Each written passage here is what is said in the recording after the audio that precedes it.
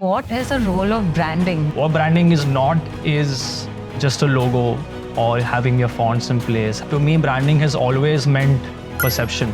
What mindset do I as a brand hold in my consumer's head is the brand for me. How does storytelling come into branding? People have stopped consuming content just because I'm saying I'm the best. If you aren't telling a story, if you aren't talking about your brand, it won't sell for too long. How is that you put this communication strategy together? If you address everybody, you address nobody.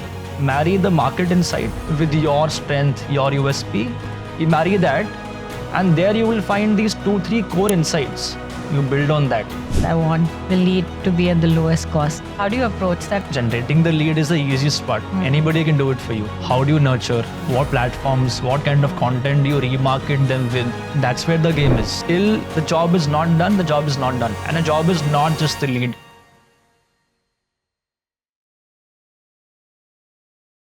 Welcome to 8 Views podcast, where we talk about all things marketing, growth, and business.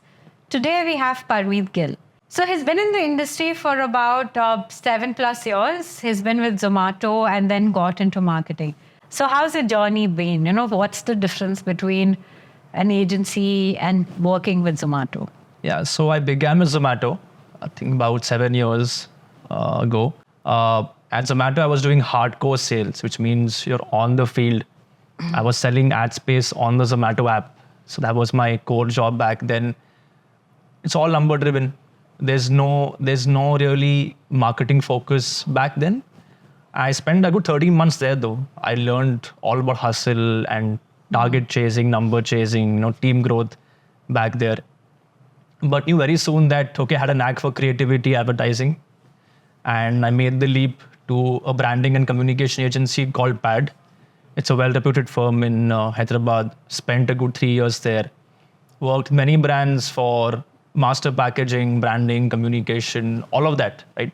All that encompasses. And heading operations and strategy at 8 Views. Correct. So I was working as a AM there, your basic account manager role. I spent 2-3 years there. Learned from some very good people, like great copywriters, great designers. I think I learned copy design there mainly at PAD, right? I spent 3 years there, and then I figured out that, now let's make the jump, the leap towards digital marketing per se, and hence came across 8 Views back then.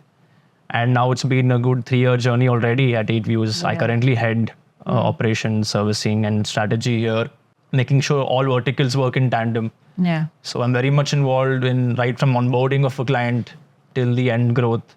Yeah. I'm seeing the entire journey through. So difference between Zomato and agencies, I would say, is quite a bit. Zomato was more sales focused, one brand, laser focus on one brand only. Yeah. You are looking here and there. Agencies, you're working with 6-7 clients on a daily basis. Right. Like a problem to solve. It's not monotonous. It's not. Well. Yeah. Zomato wasn't either, but this is a different ball game altogether. I've liked it, and hence I've stuck to it for 6 years now. 1 year back then, so 6 years in the agency space, and I want to take it forward also in this particular industry. So that's been me. So from your experience, what is the role of branding? With such fast-paced, industry right now, Right. Marketing is, right? So what is the role? Because now I think the clients or people are looking for Very results. focused on performance marketing. Right? Yeah. So what is the role of branding currently? I'll begin by talking about what branding is and what's not, because there's a huge myth about what branding is, what's not. What branding is not is just a logo or having your fonts in place, having a brand book in place. That's I not think what branding is. A lot of people have a misconception. Correct. Yeah, they think that I've got my logo in place, my branding is done. Right.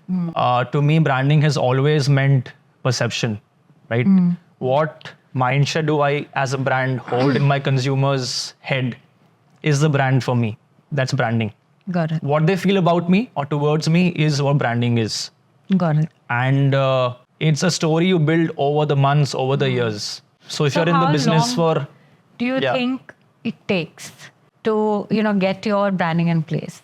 See, branding is ongoing. It might take a 3-4 months to get your messaging right, your positioning right. So branding is all of that. You spend a lot of time in your key messaging, core messaging, positioning in the market, correct? Your story you build over months and take that to the market first. You try to build some share in the mind of the consumer there, and that becomes your brand overall. Performance in that case just supports that. So I think I see branding as long-term haul, right? It's a long-term game. If you are in the business for a good 10, 15, 20 years, you might as well spend on branding, because the bucks you'll save today on branding but not doing branding, you'll spend it later in discounting, in doing these short-term tactics to get those numbers in. So branding is a long-term investment. Performance marketing in that sense is short-term, right? Of course, any startup coming up now, or even the big legacy brands, spend money in it because short-term gain, right? They have cash to spend. They have numbers to show to the stakeholders as well, right? In the balance sheet, they must show numbers eventually. That month on month, this has been my growth. So does branding contribute to performance marketing? Absolutely. Okay. I mean, you can't discount either. Both have to go hand in hand. So okay, see it as branding builds your top funnel, right? Audience. It's building that for you over time. Performance is helping that audience who is engaged through branding activities get to the bottom of the funnel of buying, remembering you, recalling your name. So branding has to go hand in hand with performance. The moment you stop it either, your brand will take a hit, a massive hit actually. So as long as you're doing both in tandem, you're good. All right. So, a lot of people also put branding and storytelling parallelly, right? Right. So what impact, how does storytelling come into branding?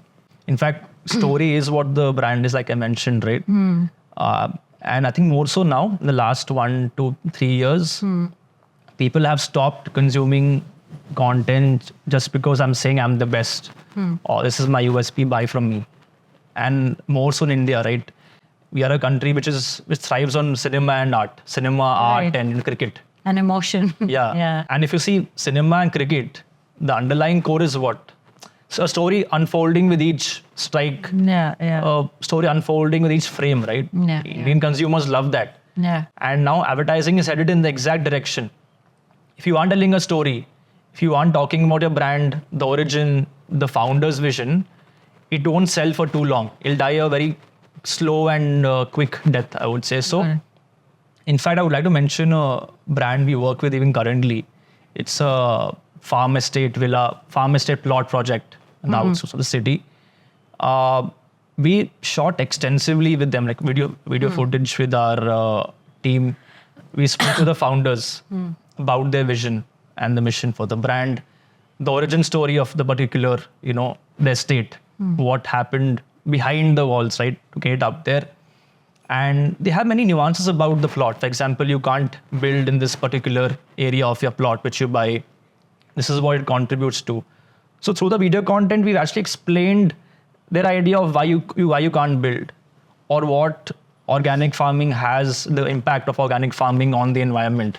This is all told through stories via the founders. So what impact has that had in their branding? So as opposed to, for example, just putting a static post saying, we are a premium farm plot project, it won't sell anymore because everybody else is saying the same thing. How are you standing out in the market, right? Through this. So in fact, we have 8views has a 14-member video team, full stack video team, which helps brands grow the video aspect as well. So we aren't just focused on saying we'll do paid media for you, right? The entire spectrum, be it social, be it video, we are covering for you. In terms of traction, the kind of leads we got. So it isn't always about the volume of leads, right? After video content, we got many informed leads. Somebody who had seen the project, who had seen the journey already, then rings you up and says, I'm interested. That is a good lead already for you, right? So you've built a good informed lead funnel for yourself through video content. Secondly, I heard from the founder itself, he mentioned that in his very circle, he has his friends, family, asking him about, okay, who shot this for you? We've seen the videos, we've seen the footage of your brand. So it gets talking even in his own circle. And that makes even the stakeholders feel very happy that my brand's being spoken about. Not just on Instagram or a meta saying, likes aa rahe hai, wo aa raha hai. No. Right. Your own people around you are talking about the brand. So The visibility of the brand. yeah, and long term. Once I've built a good repository of, let's say, 4 or 5 good video assets for myself, it helps you over the next coming months and years, not a short-lived format for yourself. So how is that you put this communication strategy together, whether it's for videos or Right. the entire brand itself? A brand in general? Yeah. So I'll jot down a list for you, right? What we do first. First, a brand must know why they exist in the first place. They have to know, okay, why am I here? Why am I doing what I'm But doing? do you in the- find brands that who are not clear? Many. Okay. And then we help them out figuring out Okay. why do you exist in the first place, who your market is. Okay. The typical journey, I would say, in figuring out your brand and communication is first knowing, okay, why am I here? Second is, what are the real pain points in the market? Like, what am I solving? Am I solving a real problem? If yes, okay, that's a good market for you. Next is, I'm solving the problem for whom? That brings in your entire target audience in place, right? Who are my cohorts? A, B, C, D. You build that persona for yourself. I'm solving A, B, C, and D's problem in this particular way. So you've cracked your own story, you've cracked real problems, then you've cracked your audiencing. Right. And then you curate content for each kind of person. Because, see, if you address everybody, you address nobody. So you have to Right. address people in their particular language, in their particular way. Got it. And then the main thing is you then sort of marry the market insight, like your market gap, with your strength, your USP. You marry that, and there you will find these 2-3 core insights that, yeah, I fit in here. I will stick to this narrative for the next couple of years. I'll build solely on this. You'll always find these 2 aha moments, right? That'll be the core insights for you. You build on that. And then comes in your what channel, what platform, Right. how much money to put in. People often run to the last part first. Right. I build the brand. Because you want to see results really quick. Yeah. So So marketing yeah. to them becomes about getting on the Instagram app, Facebook, and showing people that, hey, I exist. I'm opening something or I launched something. It won't work like that. Like I said, they'll die a quick death in that sense. It won't work out like that. They must spend money and time in that particular journey first, then hit the market, as opposed to hitting the market first and figuring out, oh, I wasn't solving for this, I wasn't solving for that. So suppose for a brand, right? Can a marketing team do that entire process for them? Maybe they don't even come in with clarity, like you said. So, okay, there are agencies for different kind of needs. For example, there is a branding agency, there is a creative agency, there's a paid media agency. Correct. So Right. I think a lot of them don't know the different aspects of it, or they think all marketing agencies. Can do all possible things. Exactly. Yeah. It usually won't work out like that. But in some agencies, there'll be some people, some co-people who have done the entire journey over the years. They've been at X agency, learned branding creatives there. They went to a paid agency and then came to a full stack agency. If you're lucky, you'll find that one team, one person agency will tell you, okay, boss, I'll help you out with the entire thing. You've come to me with the requirement of paid media, for example, but I'll help you out completely with understanding your brand. In fact, you mentioned that just recently you were talking to a legacy brand, almost 50 years in the market. They, of course, have a very great customer base. They've done their branding to a great extent. We went and met them, and I figured out that they didn't have the whole story in place. They had no document which spoke about, these are my strengths, these are my weaknesses, this has been my journey over the last 50 years. I think these are my customer cohorts. They had no such thing done as of today, as of that day. So we went back to them. I think we went back the following day, me and a 3-member team. We spent a good 5 hours with them. We asked all possible questions. They were hating us for it, but we said this is very important before you actually hit the market for paid media and social media and the rest. Spent almost 5 hours asking them about, okay, the entire journey. Why does one come to you in the first place? Your current customers, why have they been coming to you? And of course, you've seen a landscape change over the last 4 or 5 years with XYZ coming up. So why is a customer not coming to you anymore? We took that entire thing down. We took the entire SWOT done of the entire company. Okay. Then went back to them with a 1-pager saying, okay, this is what you are, your 4 core strengths over the last couple of years, and weaknesses. You must be aware of your weaknesses as well. And then now we'll build a story for you. So they loved the entire process of us going back, spending time, and not saying, okay, fine, let's get started tomorrow and get the ball rolling. So we work in a way that we aren't in a rush, because rush is usually haywire and easy. Right, It's easy. yeah. Rushing into starting a business or starting your ads is very easy. The tough part is spending time with the brand, Right. with your team, building strategy, and then hitting the market. And at least when it comes to me, I like spending time there. So Then yeah, your results somehow lands up being consistent, right? consistent, and this won't lead to any overnight magic happening. Yeah. You might think, okay, you Right. spend that many weeks on branding, understanding the brand, it must result. It won't happen. Got it. Again, branding is long haul. Short term is your put in the money and get the money out of it. That's short term. And we like to show our clients the long term game for themselves. So how do they measure the ROI in branding, right? So ROI in branding is a bit difficult. I'm not saying there's no tangible measure to it, but compared to paid media, which has the exact click, amount Right. spent, impression share, all of that, all tangibles. I can show you 1 rupee spent, 10 rupees out of it.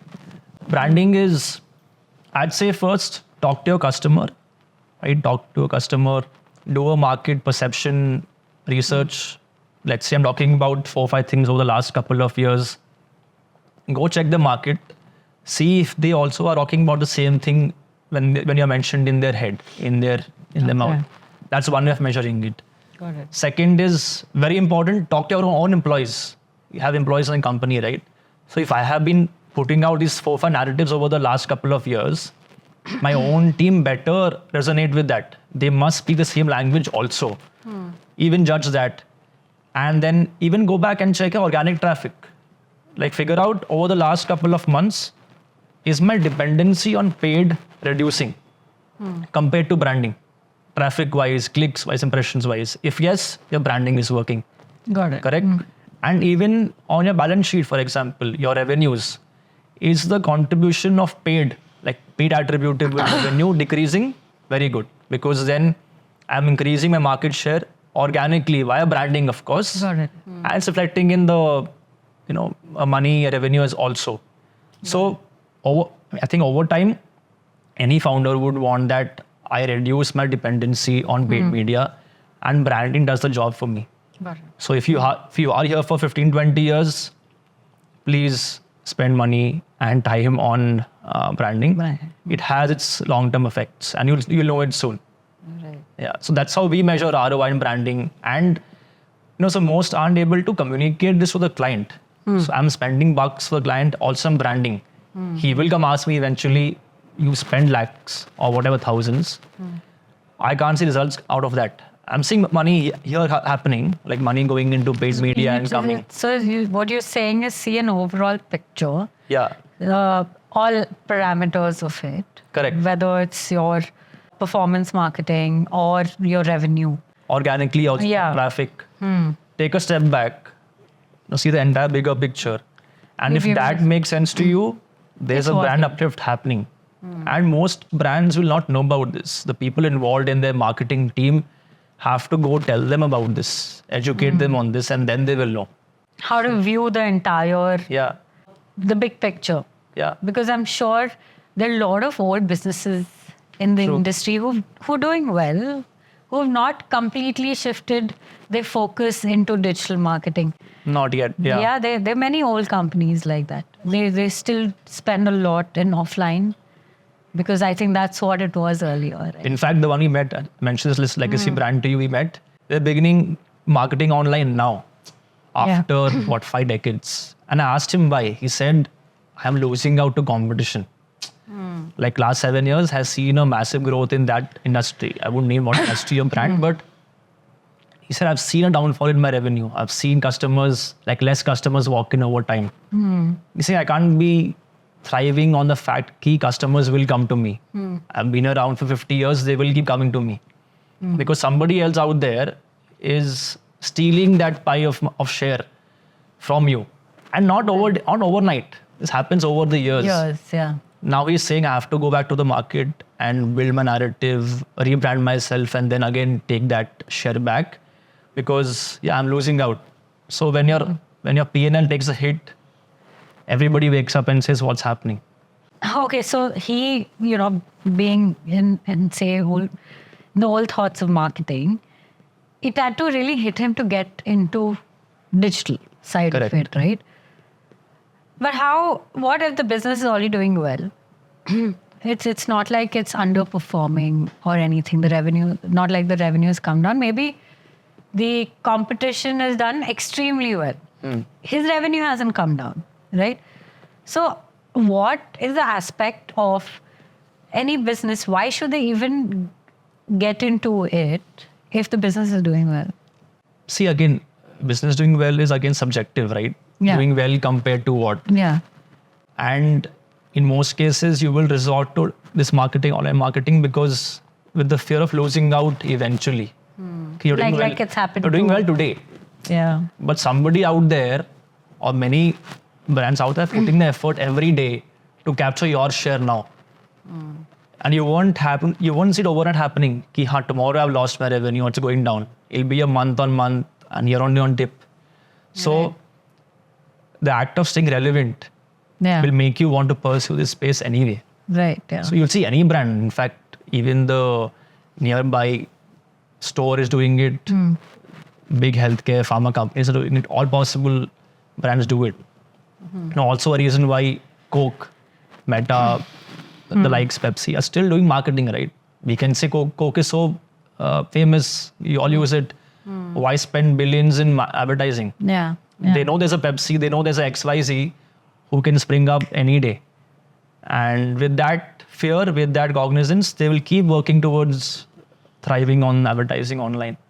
So you think offline marketing is going to go, off?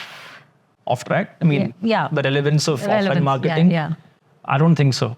Again, just as branding and paid has to go hand in hand, even offline and online has to Or go do you hand in hand. see the relevance of it decreasing? I've actually eventually? checked recently, revenues for example, print media and TVCs. They've been on also a rise. Nothing's falling. Because even the number of brands coming up year on year are so many. And if I'm just beginning in the market, you will have TVCs going out. You'll have a Right. big, large length print ad going out. It'll happen. And it's a critical mass, targeting happening. So there. it has to run parallelly It for should. the train to run smoothly, I guess. And see, the idea is to be present in all possible touch points for a user. And a very important touch point is your TV, is your Yeah. print media, is your hoarding, is your pamphlet. So no matter what you say about offline branding, it is as relevant as it's ever been. But maybe they spend a bit lesser, but the brands are growing. So for print media as The revenue, it's they are not- on track. Okay. Got it. And they will be relevant for sure. Okay, so, we've spoken quite a bit about branding, and I think I wanted to talk a little bit more now about, performance marketing. Yeah. And you also mentioned that it's easier to measure, right? Correct. Like you are able to tell whether it's showing results and all of that. So how do you approach a brand, whether it's a new brand or just in general? How do you approach a brand when it comes to you with a problem or it's coming on board? How do you onboard a brand? Right. Okay, so we have, of course, many brands coming on board. Monthly, we have at least 4 or 5 brands coming. Yeah, so all brands come to us with a problem statement.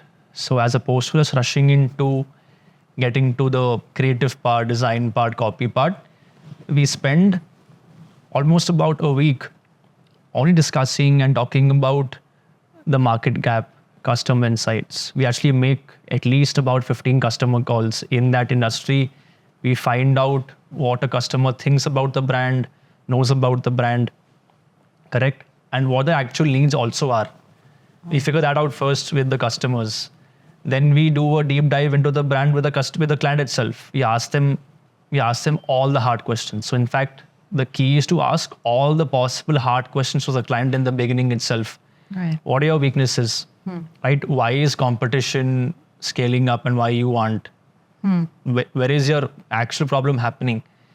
We also ask them about the revenues that they make, in a month. What is their average revenue per customer? Because that's the only way I can justify my spend, my effort with them. And I think this is a huge gap in the market. I mean, I've seen it across agencies, across people. They aren't asking the right questions. They're asking, okay, who you are, what your story is, and getting to market, make the ads and go live. So, when you say that, talking about asking the right questions, is there a set guideline to it? Or, how does one know if they're asking the right questions or not? Set guideline is, of course, a result of what the agency thinks should happen in the next couple of steps. So we actually have a proper full-fledged 25 set question. We send out questionnaires, the client sent out. Of course, it's all modified as per industry. Got it. We ask all possible. Competition kya hai? Kya kar raha hai? Tum sahi kya kar rahe ho? What's wrong about your own company? Average ticket size, all possible things. We map that with the customer out there. We, through our customer calls, like I mentioned, we make 15, 20 customer calls. We even talk to people of the brand, who know the brand, who don't know the brand. We very clearly, like I said back then also, we marry customer insight with the brand insight. Right. And we take it from there. So does this happen sometimes, like you said, you make some calls, right? Like say 15, 20 calls.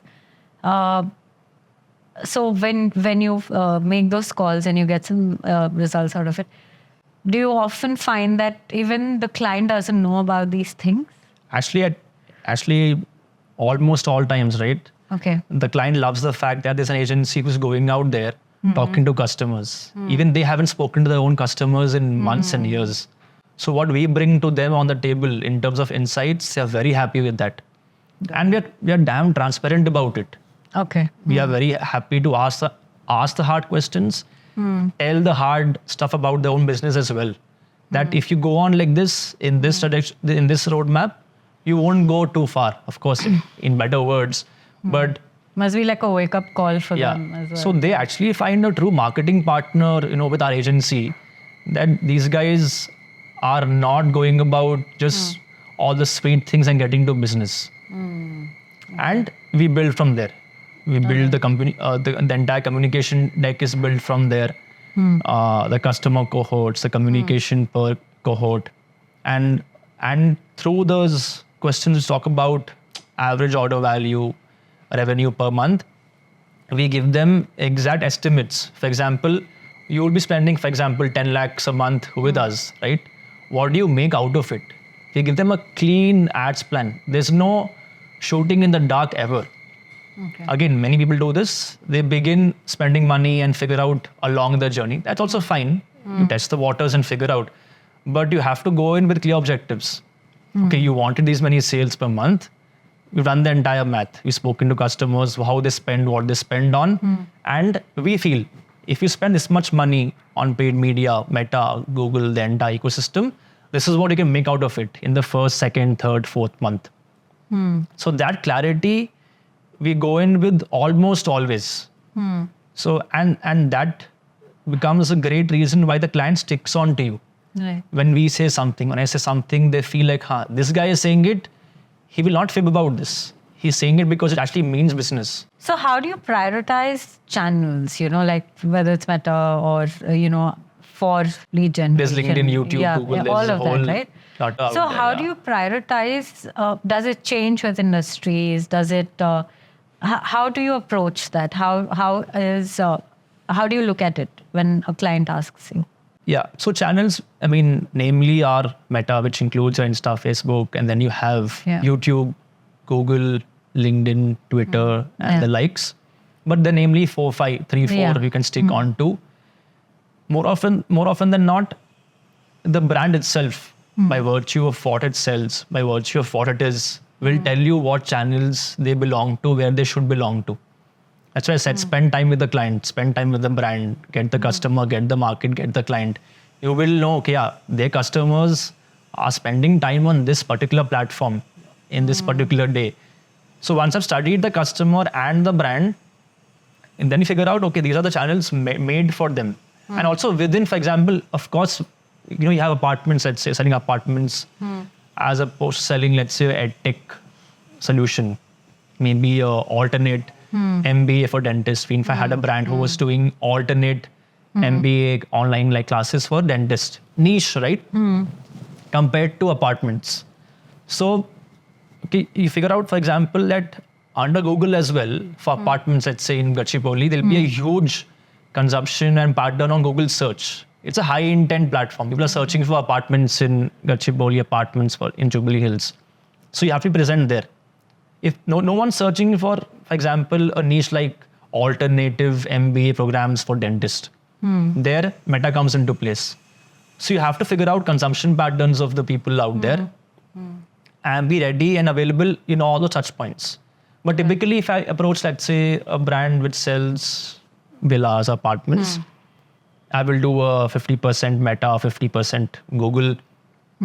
Under Google, I will spend 70% among that 50% on Google search. High intent platform, people are searching in market for these hot industries. They'll do that there. Meta will be your, you're pushing content out there. You aren't searching a Meta. You're actually engaging with your friends, engaging with funny content. Within that space, I have to make my ad come alive. So it's actually just pushing the content, but that's how we use Meta for LinkedIn. Also, then LinkedIn comes into place where I'm selling more investment driven, products, or I'm selling, for example, a 2.5 CR plot at the outskirts, which is like an enormous amount. But somebody who has the investment mindset, who has the financial capacity, I'm hoping is on LinkedIn. So I will show up there. Okay. So the brand will tell you where it's supposed to be. So how do you measure, while you've put the structure out there into what platforms you want to go on to in terms of running ads? Eventually, again, it comes down to, your return on investment, right? ROI. So what, how do you look at that? So as I mentioned some time back as well, we at the beginning itself have a very clear ads plan set for them, that this is the amount you'll spend in a month, leads that you'll get out of it, how many qualified leads, and hence how many conversions. So the client's already seen this aerial view of sorts from our end, which again has come from market and benchmarks. Right. What's important is not chasing every possible metric out there. Right now, there's engagement, there's likes, there's spend, there's impressions. For every brand, I would say first, figure out your core 5 metrics. For example, if it's real estate, I will judge the spend, of course, the cost per lead. I will judge the cost per quality lead mainly. I will judge the cost per site visit. This is a metric which I think very few people actually chase and look at. What is the cost per visit? And hence then the cost per acquisition. Yeah. Make this list of 5 metrics. Per visit will apply to certain industries and not for all industries. Like I said, for real estate, right? And in the case of healthcare, it'll be cost per appointment. In the case of e-com, it'll be something else, right? Cost per add to cart or cost per purchase. Right. Yeah. But I'm saying choose these 5 metrics first. Only chase that. Don't get lost in the entire universe of impressions kitne aa rahe hai, wo kitna aa raha hai. They all become then mere subsets of your chasing metrics. So once you have this, show only this to the client week on week, month on month. Don't make him look everywhere else. And in fact, we choose metrics that actually matter to business. Not for the heck of it that this is nicely inflated, let's show this. In fact, impressions is a big number. It's in 10 lakhs, it's in 12 lakhs, 15 lakhs. Easy to show. But when you go about showing the cost per visit, cost per acquisitions, that's what actually makes the business feel like, I have a partner with me who's helping me out with the entire journey. So put the metrics in place, keep chasing that. And hopefully you have a good team which is helping you optimize on the go. Right? Every day is a learning for you on the brand. So what do you tell a client where obviously I'm sure all the clients say that I want the lead to be at the lowest cost possible, right? Yeah. So how do you approach that? I'm sure that there's a different angle to it because that's, there's a journey to it, right? Right. No, so many brand marketers only focus on leads क्यों नहीं आ रहे हैं? That's the most common question. Second is, I'm seeing an increase in the cost per lead. Right. Or please go ahead and decrease the cost per lead. So many have a myopic view on the lead generation funnel altogether. I'll tell you what, right? Generating the lead is the easiest part. Anybody can do it for you. In-house, a consultant, a freelance gig, anybody can generate that lead for you. The idea is to generate a qualified lead. Right. And once you've got the lead in your funnel, once you've got the lead with you, right? What do you do with it? How do you nurture? What platforms? What kind of content do you remarket them with? That's where the game is. So telling a client, we tell every client possible that please don't look at CPL, your cost per lead, standalone. Right? Got it, If I've even increased the CPL, let's say from 1,000 to 1,200, has it had any effect on the quality of leads? If yes, it's the right track to follow. Or has it generated any revenue out of it? Yeah. Don't look at metric standalone. CPL, spend, cost per visit. Got it. The entire funnel, which is basically, right from generating that lead, top funnel till the bottom, how is that being optimized for? Is where the actual game is. Got it. And that's where, in fact, even our agency thrives. It says that lead लेके आ जाएंगे आपके लिए, उसके बाद, then our effort begins. We aren't just saying, hey, I got the lead for you, now it's up to you. Our team goes, for our team, in fact, the CRM, where all your leads sit. We have a very tight system of even getting the lead. Right? We put tracking into place, UDMs into place. All the leads from Meta, Google, WhatsApp sit in the CRM. And the sales team, our very own ads team, makes the CRM the Bible for them, not the dashboard solely. Saying I've spent this much, got this lead at this cost. We are chasing the client, we're chasing the client sales team also. That you've got XYZ leads over the last couple of days, you haven't called them. So we are truly accountable for the entire funnel with the client. Right. And we are leaving it at the fact that, hey, the lead has come to you now, please call, see what's happening with it. So that's the culture we've built over the years, that till the job is not done, the job is not done. Right. And a job is not just the lead. You are accountable at the end of the day for that For a revenue. conversion, yeah. So this part, once the client understands, he makes peace with the fact, okay, fine, I will not see CPL standalone. I'll map it out with all of the metrics in that Right. funnel. Got it. Again, comes down to how you communicate, educate the client on this. Exactly. They don't know about it. See, they are good at their business. They've hired you because you are the expert. Right. So you can't expect them to not ask the stupid questions, but how you navigate through that question is completely on you. I think we often blame the client also that you've done so much, they didn't see it. Maybe they don't even know how to see it. Right? We do that, right? It's a human tendency that I think it's the client's fault. They don't know about it. He doesn't know much about this. He's not supposed to be starting a business worth crores. He knows about that. Yeah. You know your business. Yeah. So educate him on that. Right. I think in most cases it's on us to educate and say, yeah, I'll take the ownership and navigate them through this. I think that also builds on, your client relationship and the trust factor Yeah, between the agency and correct. the client. They will trust you for that only eventually. Yeah. Not for the sweet talk, Yeah. not for anything else, not for doing the extra amount of work. So if you go deep dive in their business, they're very happy. What happens also is that once you're like neck deep in their business, right? They can't let go of you easily. Stickiness is so much. Because you understand it so much. Yeah. And you know what works for them, especially with running ads. I think Correct. that also needs a good combination of a lot of other Understanding things. business, understanding problems, and then getting the brand. Yeah. So you can build stickiness throughout the months with these kind of nuances. You don't build trust by saying I'll do extra work for you or I'll work the night for you. Client does not want that. Got it. Yeah. He has a reason to stay with the agency for this. And hence we've always seen a good 80% retention over the years for these small things which actually account for in the end.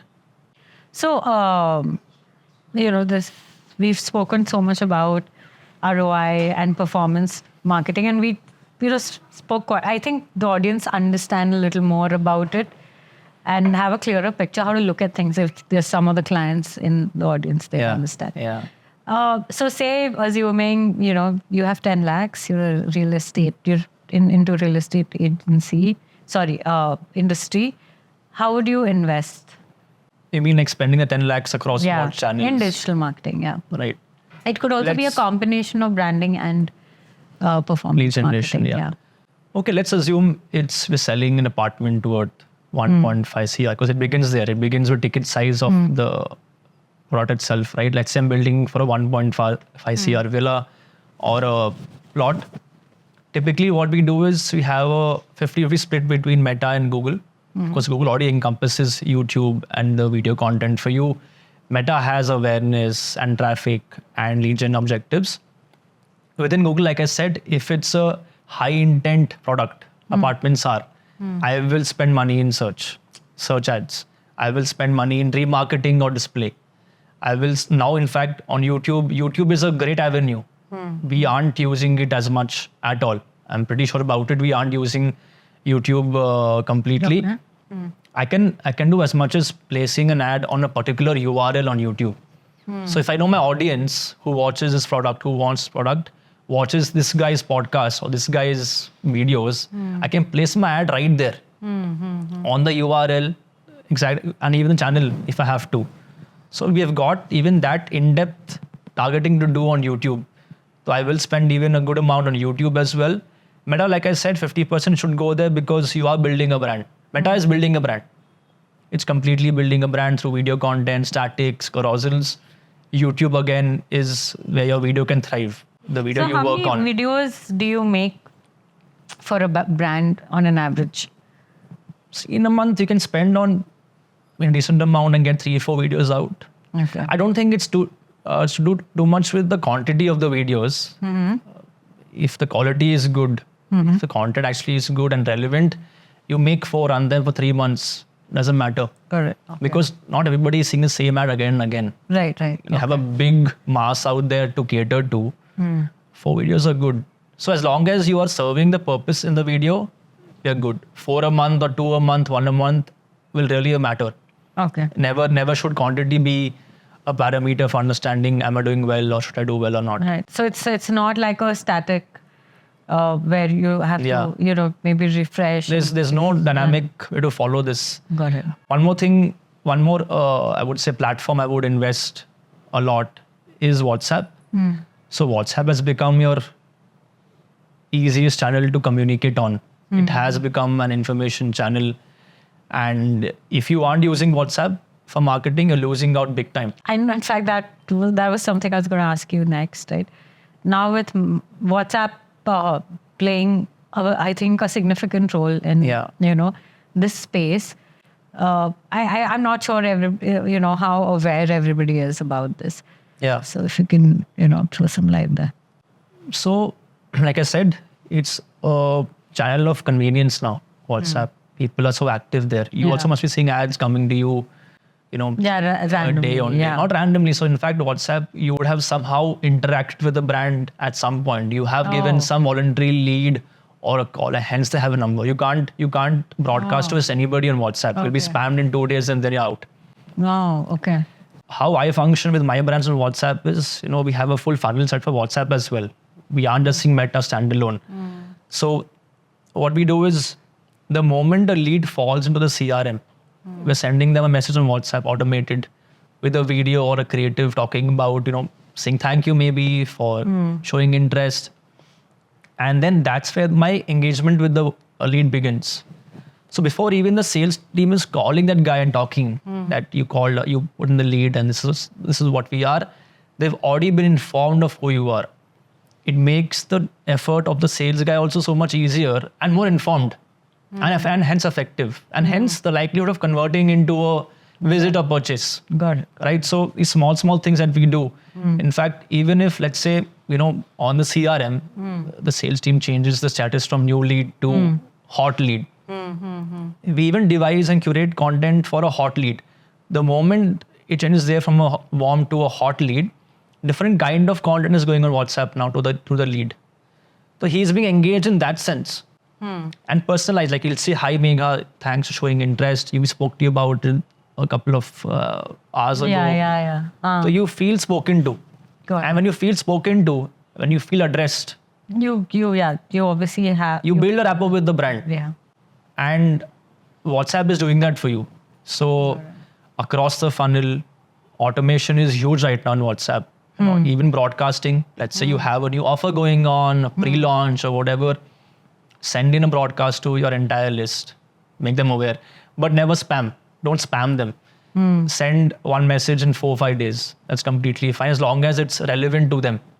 Got it. Don't be salesy. Don't be informative. Be educational. You know, I was interacting with the brand recently.